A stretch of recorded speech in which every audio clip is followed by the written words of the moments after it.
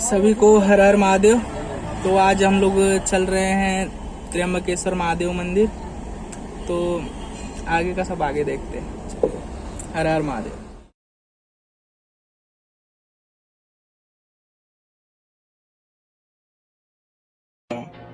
चलिए अब हम आपको त्र्यंबकेश्वर ज्योतिर्लिंग से जुड़ी पौराणिक कथाओं को बताते हैं कि आखिर भगवान शिव त्र्यंबकेश्वर ज्योतिर्लिंग के रूप में यहाँ उत्पन्न क्यों हुए।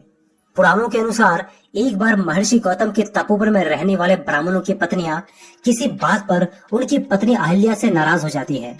उन्होंने अपने पतियों को ऋषि गौतम का अपमान करने के लिए प्रेरित किया। उन ब्राह्मणों ने इसके लिए भगवान गणेश की आराधना की। उनकी आराधना से प्रसन्न होकर गणेश जी ने उनसे वर मांगने को कहा। उन ब्राह्मणों ने कहा, प्रभु किसी प्रकार ऋषि गौतम को इस आश्रम से बाहर निकाल दे। गणेश जी को विवश होकर उनकी बात माननी पड़ी। तब श्री गणेश ने एक दुर्बल गाय का रूप धारण करके ऋषि गौतम के खेत में जाकर रहने लगे। गाय को फसल चरता देख ऋषि ने हाथ में तृण लेकर उसे हाँकने लगे। उन तृणों का स्पर्श होते ही गाय वहीं गिरकर मर गई।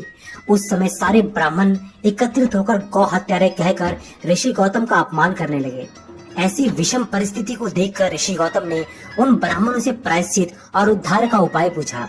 तब उन्होंने कहा, गौतम तुम अपने पाप को सर्वत्र बताते हुए 3 बार पृथ्वी की परिक्रमा करो, फिर लौटकर यहाँ 1 महीने तक व्रत करो। इसके बाद ब्रह्मगिरी की 101 परिक्रमा करो, तभी तुम्हारी शुद्धि होगी।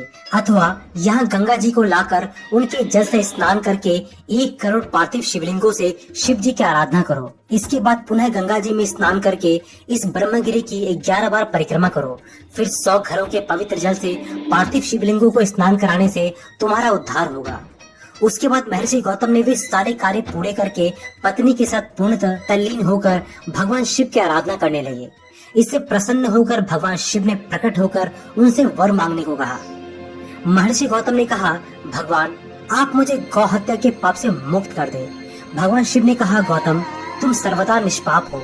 गौ हत्या का अपराध तुम पर छल पूर्वक लगाया गया था। ऐसा करवाने वाले तुम्हारे आश्रम के ब्राह्मणों को मैं दंड देना चाहता हूँ। इस पर महर्षि गौतम ने कहा, प्रभु उन्हीं के निमित्त से तो मुझे आपका दर्शन प्राप्त हुआ है। अब उन्हें मेरा परम हित समझ पर उन पर आप क्रोध ना करें। बहुत सारे ऋषियों, मुनियों और देवगणों ने वहां एकत्रित होकर गौतम की बात का अनुमोदन करते हुए भगवान शिव से सदा वहीं पर निवास करने की प्रार्थना की। फिर भगवान शिव ने उनकी बात मानकर वहां त्र्यंबक ज्योतिर्लिंग के नाम से स्थित हो गए। इस मंदिर में जब भगवान शिव की शाही सवारी निकाली जाती है तो वो दृश्य देखने लायक होता है। इस भ्रमण के समय त्र्यंबकेश्वर महाराज के पंचमुखी सोने के मुखौटे को पालकी में बिठाकर गांव में घुमाया जाता है। फिर कुशावर तीर्थ स्थित घाट पर स्नान कराया जाता है। इसके बाद मुखौटे को वापस मंदिर में लाकर हीरे जड़ित स्वर्ण मुकुट पहनाया जाता है। यह पूरा दृश्य त्र्यंबक महाराज के राज्याभिषेक से महसूस होता है। इस यात्रा को देखना बेहद अलौकिक अनुभव है। शिवरात्रि और सावन सोमवार के दिन त्र्यंबकेश्वर मंदिर में भक्तों का तांता लगा रहता है। यहाँ आने वाले भक्त भोर के समय स्नान करके अपने आराध्य के दर्शन करते हैं और जिसके दर्शन मात्र से ही मनुष्य जीवन की सार्थकता महसूस होती है। दोस्तों अगर आप कभी नासिक आए तो त्र्यंबकेश्वर ज्योतिर्लिंग के दर्शन करना मत भूलिएगा। यहाँ तक कैसे पहुँचे, यहाँ और क्या देखें, इन सब की जरूरी जानकारी हमने आपके लिए इस वीडियो के डिस्क्रिप्शन बॉक्स में दे दी है। वीडियो अगर अच्छा लगे तो लाइक, शेयर और सब्सक्राइब कर।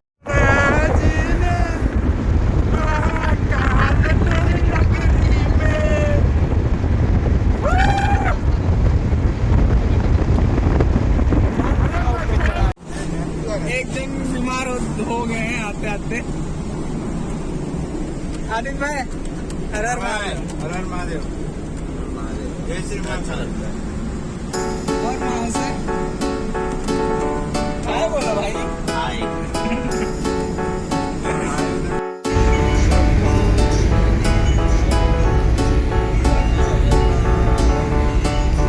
हर हर शंभू शंभू शिव महादेव शंभू शंभू शिव महादेव हर शंभू शंभू शिव महादेव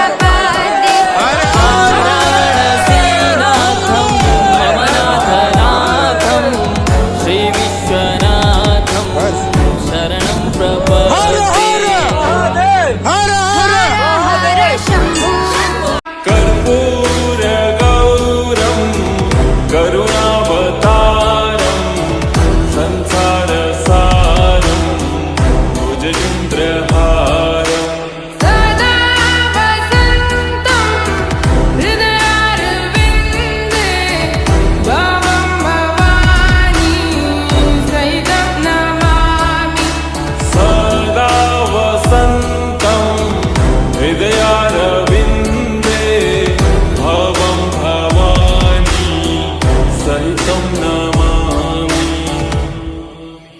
हर हर शम्भो शम्भो मुकुट कुंडल तिलक चारु उदार अंग विभूषणम् नौकंजलोचन कंज मुख कर कंज पद कंजारुणम् सिया राम राम जय जय राम राम सिया राम राम जय जय राम भूषणम् नौकंजलोचन कंज मुख कर कंज पद कंजारुणम्